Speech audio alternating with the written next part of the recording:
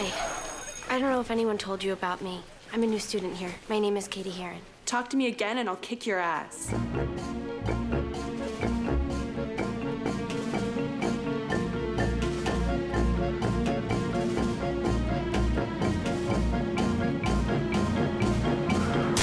The ways that girls mess with each other is so clever and intricate, and yet instinctively it's there. Every girl and woman is capable of doing it.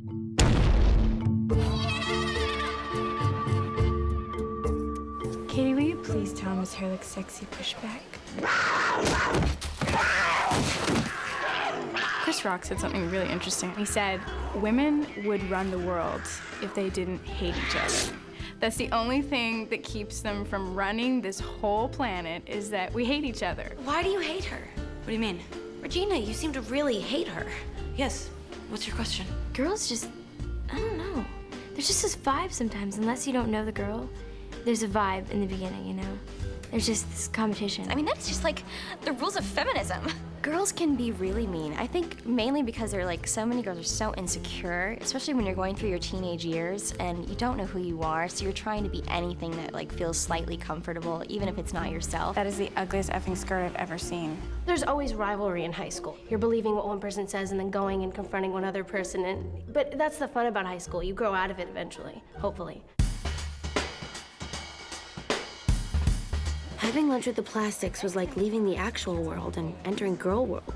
And Girl World had a lot of rules. When I read Rosalind Wiseland's book, Queen Bees and Wannabes, the thing that struck me the most about it was the anecdotes of real behaviors of, interviews she had done with all these girls. And at first I just I found them really to be very funny. The basic premise of Mean Girls is actually kind of spoken about in a speech later in the movie that's repeated when Katie has her epiphany. And it's basically that calling somebody else fat won't make you any skinnier, calling somebody else stupid won't make you any smarter. You guys have got to stop calling each other sluts and whores. It's just bad for business. When I read Rosalind Wiseman's book, I just really, all the things that she talked about in there reminded me of the way I was. They were sort of the way you hate the girl that has the boy you like, regardless of, she's never done anything to you except she has the boy that you like, and you hate her, and you are just full of all-consuming bile. I read a lot of scripts that are really like dumb funny. You're like, oh, this is so gross, or this is just so inappropriate, or it's so over the top. And this has like a tiny element of, silliness to it, but it's also really intelligent humor. Don't have sex, because you will get pregnant and die. I first approached Lauren because I had been reading about Rosalind's book and reading her book. I mentioned to him that maybe this could be a movie, and so he has this relationship with Paramount, so we got the ball rolling. She thought this is what she wanted to write a movie about. I said, great. We set about with Paramount to acquire the rights to the book, and then she began. I, in my foolishness and naivete, said, yeah, I'll adapt Rosalind's book. And then I really sat down and read Rosalind's book, and I was like, this is nonfiction, non-narrative book. There's no story in this book. So I had painted myself into the corner of making a story where there was only parental guidance. There was never any point at which we thought it wasn't going to be a comedy. It's a very rich subject matter, and I think there was more and more talk about this subject, and so it seemed very much in the air, and also I knew that she'd have a smart take on it. It's very realistic and true to high school. There's things that are more than people do in high school. That's the fun of the script, and I think Tina did a great job of really getting into the characters. A lot of teen movies nowadays, you don't have characters that have backgrounds, but you can ask Tina, what do you think of my character? You can ask her questions about your character, and she'll know every answer. She knows who these people are. I think this film is unique because it kind of has a couple of different voices kind of going on in it.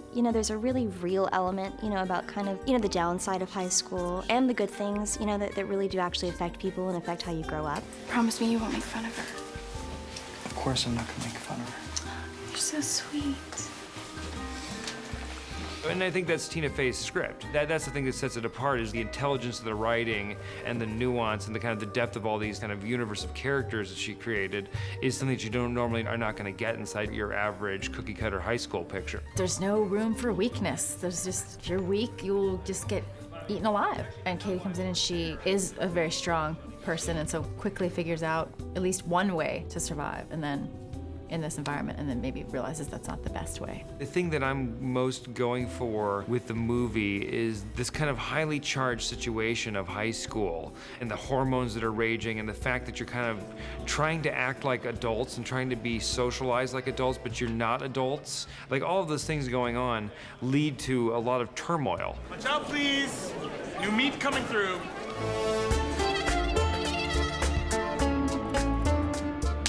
We have a girl who's kind of like a complete virgin, and not in just sexual ways, but in every manner of being. In girl world, in a teenage world, and kind of in an American world, has no conception of what it means to live in the modern day culture.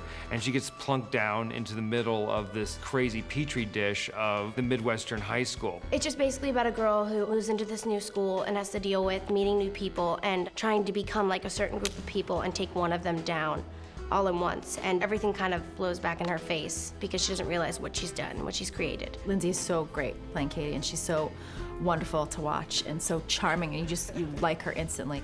Hey. Action. Cut.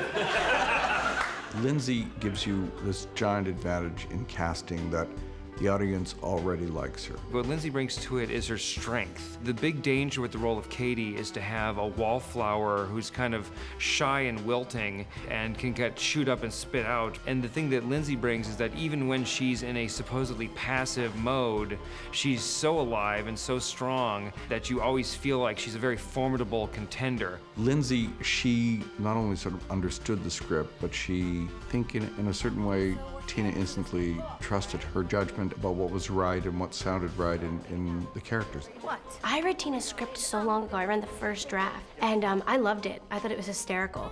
And I was actually more interested in playing Regina. And we thought we should see if we can find somebody to play Katie opposite you. And we didn't really find anybody who I thought was kind of strong enough to play Katie opposite her. And then also Lindsay started to kind of like the idea of playing Katie. Then I was like, I don't really want to play the mean girl and stuff, and I don't want like, you know what I mean? I mean, it'll be fun eventually if I could do that, but I think right now where I'm at, I don't think I'm in a position where I can just go and play a mean girl and still hope people think I'm nice, because they think you're your character sometimes. Especially like my little sister. If she saw it, she'd be like, why are you so mean? Katie, do you even know who sings this? The Spice Girls? I love her. She's like a Martian. Lindsay is the absolute center of the picture. When we saw her in Freaky Friday, and I, of course, seen her in Parent Trap as well, she just was perfect for it. I think that she brings both the element of kind of innocence and, you know, a sense of knowing and maturity to the role. That's really good for it. Action. What day is it? It's October 3rd. Firstly, she's kind of overwhelmed by the sheer madness of it all, the number of people and the craziness, and it basically has no place to find her footing. And then the biggest outcasts of the school, who are also the smart, witty outsiders, like kind of the art freaks, see her as somebody who could be a kindred spirit just because she seems weird. They are kind of her first friends at school, and they introduce her to or tell her the legend of the Plastics, which is Regina and Gretchen and Karen, who are the most popular girls in school, yet at the same time the most feared and hated. Who are the Plastics? They're teen royalty. If North Shore was Us Weekly, they would always be on the cover.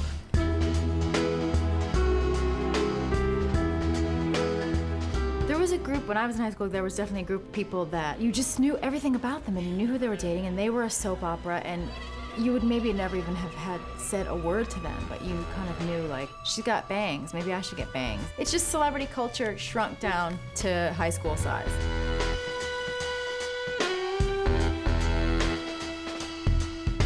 The Plastics, they sort of dictate the style and, you know, the behavior and what's cool and what's not, and the do's and the don'ts and the, you know, the rights and the wrongs and all the rules of high school, which we all have to follow to a T. Regina's the leader, and, you know, she's psychotic, and she's very evil, and, you know, Gretchen and Karen, we just follow her. I feel like a puppy dog in some scenes because we walk around like, what are you doing? What are we doing? And everyone is kind of hates them and kind of knows everything about them. They're celebrities within their school. They wear like mini skirts, heels. I think they're all about like looking hot all the time. And girls are like that in high school. There's nothing wrong with that. It's fun to do that. But they're just always on, you know what I mean? They're never taking a moment to not think of what they look like and stuff. They're very self-absorbed. So this looks great like this. Yeah. Do you want us to move, like walk? Yeah, just do a little walk. Let's just walk a little bit with her. So you just want to stay together. Hi guys. Okay, put me down here. Thanks. They say do the hair thing is great. That's fine. And then Okay, down, sit let her down. gracefully. Like, okay. And then Regina George, me, she's the queen bee, so to speak. She's at the head. She's at the very top, the pinnacle. The great thing about Rachel is it's so true that you have to cast a nice girl to play just that you have to cast a smart person to play a dumb person. You have to cast someone really polite and kind and hardworking to play this character, because if you cast the real thing, it would be a nightmare. It's a really fun role to play because I go from the top to the bottom and then back up to the top again, sort of, or somewhere in the middle. What's that say? Caitlin Cousin is Fat whore. I sort of get to fall really far and rebound, and, I get hit by glass, I get to wear a spinal halo, I get to wear these amazing clothes, I get to wear a fat suit, I get zits, I lose them in 2 days, I get to eat all kinds of food. Is butter a carb? Yes. What more could you ask for, really? I think Regina, when she first meets Katie, is smart enough to be threatened by her, to know that this girl is pretty enough and smart enough. And there's that thing that girls and women do, which is, you keep your enemies close. I'll take you in and keep you close to me to keep you down. Love ya. And I think Katie is kind of starstruck by Regina in the beginning. That she can't believe she's talking to her, and she's exposing her to all these clothes and makeup and hair and things she has no idea. She's never seen anything like it before, so it's a little hero worship. Wow, your house is really nice. I know, right? And it was really this very interesting balancing act of trying to find not only who was best for the part, but who kind of fit as a group. And interestingly enough, Amanda Seyfried, who ended up playing the role of Karen, was somebody who read for Regina and was fantastic in the part, but just didn't feel like as good as Rachel did opposite Lindsay. And then we actually said, well, why not try her out for Karen? It turned out she had this kind of like spacey, daffy sense of humor that was perfect for that. You know who's looking fine tonight? Seth Musikowski. Okay, you did not just say that. What? He's a good kisser. She's the dumb one of the group, There's always a dumb one. I was always kind of the dumb one of my group. I would ask like stupid questions and I wouldn't know why I asked them, and my friends will tell me that. I was always the airhead. No, I felt a little Jamie Priestley on that. Yeah, exactly. Yeah, but he's my first cousin. It's like, yeah, no, you're more like, really, it's okay. No, Yeah. he's my first cousin. And for Gretchen, we actually didn't find anybody who felt right until Lacey walked in the room, and suddenly it was just thanking God in heaven that we found something that worked. And when we put the three of them together, it just seemed like it was meant to be.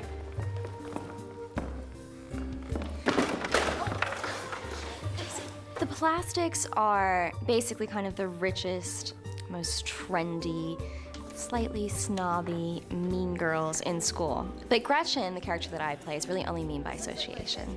She just has like this tendency to really, kind of spill everyone's secrets and say too much about people. Such a good friend. She's incredibly insecure. She's so nervous and, constantly having anxiety attacks that Regina is gonna kick her out of the Plastics and she'll lose her status. So she just tries really, really a little too hard sometimes. We don't let just anybody into our club. Okay, you should just know that we don't do this a lot, so this is like a really huge deal. There's a lot of specifics involved. On Wednesdays, we wear pink. A lot of standards that you need to meet. And you can only wear your hair in a ponytail once a week. You have to have the right style, you have to have, the right sensibility. Well, you wouldn't buy a skirt without asking your friends first if it looks good on you. I wouldn't? Right. It's a lot of work. There's always those kind of girls in your school that just seems like they have some kind of guidebook of how to look good that you don't have. Those bitches.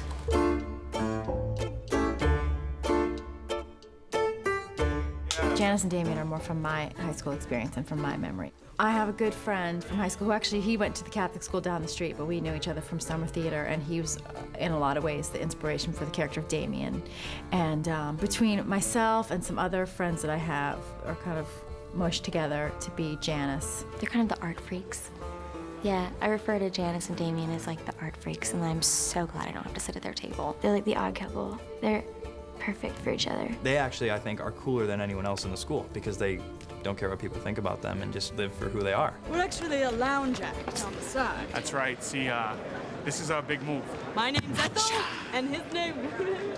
Oh, yeah. No, Mildred and Ira. Mildred and Ira.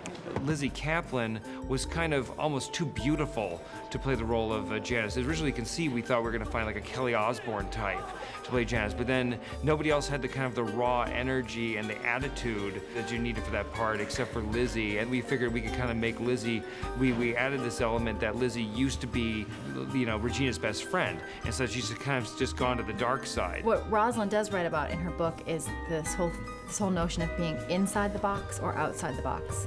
And you know, if you're a girl that's inside the box, you're pretty and neat and a good student, and you don't sleep around and you're whatever. And if you're anything out, you know, outside the box is if you don't look the same as everyone and you maybe express your anger. God forbid you might even be gay. Then there's all these things are going to put you outside that box and make it hard for you. And Janice is definitely outside the box. Normally, it's like I get a script and I'm like, okay, I'll do this movie if I get it. And then by the end, I'm like, please let me get this. And so it's like pure luck that it ended up being, you know, good. But I really liked the script. From the second I heard about it and I heard that Tina was writing it, I was very excited about it because she's awesome. And I read it and I get really obnoxious with scripts that I like because then I'll like call people and be like, listen to this line, and like read the whole script. Yeah, I do that a lot. It's bad. Suck on that!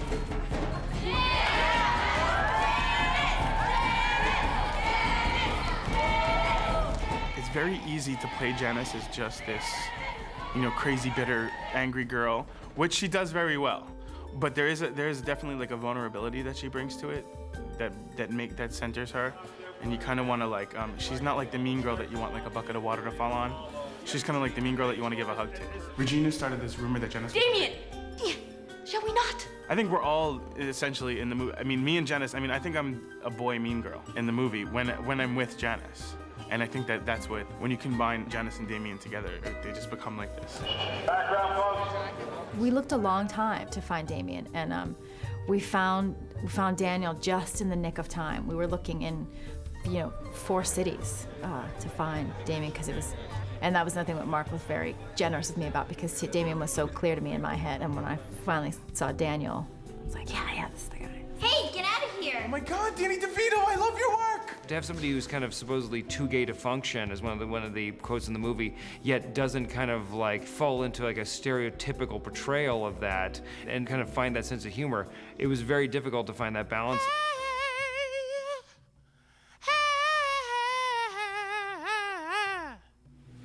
Until Danny walked in and kind of made us all laugh with the part, we didn't know who was going to do that part.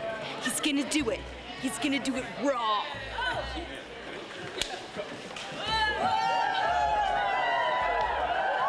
Lizzie and Daniel are hilarious together right from the beginning. I think I was there one of the first nights that they met, and Daniel was being really funny and kind of talking, and Lizzie just was like, dude, back off, I just met you. And was like shutting him down, and like that kind of fighting but kind of loving each other is, I think, exactly what that friendship should be. This is what All happens. right, follow me.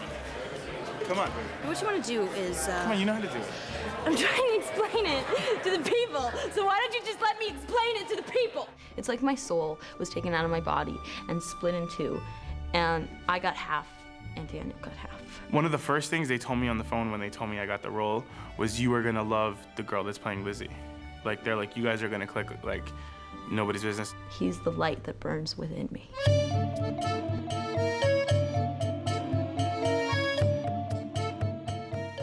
Bravo, Mark. It's hard to like speak to a guy when you don't know him and you're new to a school. It's always nerve-wracking. You're always kind of like iffy. It's like, well, are they gonna say yes? Are they gonna say no? And Jonathan's great to work with. We have fun working with each other. And when I was showing the tapes of all the people auditioning for Aaron, I showed them to my wife and I showed them to my young assistant. And Jonathan came on, they all sat up in their seats and like, oh yeah, he works. Oh yeah, he works. And I thought, okay, well, that's a good sign. Aaron, this dreamy Aaron. Bravo, Mark. He's inherently very sweet, Jonathan. I think he's like a kind of gentle. He actually, and he reminds me a little bit of Jimmy Fallon. And I think that's why I was like, yeah, that guy, get that guy. What are you doing? I forgot what a good kisser you are. Aren't you like here with It's kind of like when he walks through the hallway, the whole school turns into an Abercrombie ad. That's his life. And you know what's funny is that Jonathan Bennett, who plays that character, it's the same way. It's like, we'll be walking down the street, it'll be raining outside, his shirt will fall off, all these guys around him will be like all hot, and like they'll be like surfing and like throwing footballs. It's weird, like out of nowhere. He's that every boy that is that first boy that you see that you think you're gonna just faint when you see him. You literally lose your mind. You cannot function, you cannot maintain your friendships. You lose your mind in pursuit of a boy. And that's on Jonathan's shoulders to convey that on screen.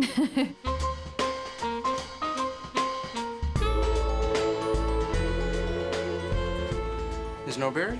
And we filled out the cast with this amazing kind of like group of ex-SNL people, including Tina and Amy Poehler, who are current SNL people, but Anna Gasteyer and Tim Meadows and Neil Flynn from Scrubs. So it kind of gives it these kind of comedy veterans playing against this young, talented group. I think I was really attracted to the idea of the Saturday Night Live skill set without sort of all of the burden and onus of the pre-existing character that a lot of people associate with Saturday Night Live movies. It's funny, it's kind of been like we kind of have these separate camps because I know a lot of the, you know, myself and Neil Flynn, who plays Katie's dad, and Tim Meadows and Anna Gasteyer and Tina, we've all worked together in different capacities.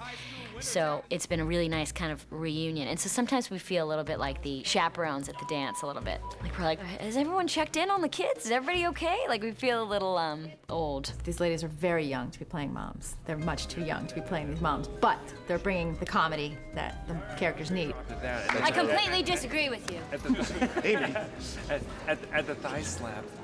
Amy Poehler is going to play Mrs. George. She's going to play Regina's mother, and she was one person that I really did have in mind when I was writing, and I thought, oh, she's way too young. They're never going to let her do this because she's so young and beautiful, and she's playing this this trashy mom, but I'm so happy that they're letting her do it. I'd like to point out that these are, and feel free to zero, and these are not mine, although I'm sure many people assume they are, but they are not mine. The wardrobe department, along with Industrial Light and Magic, have created a beautiful, beautiful display.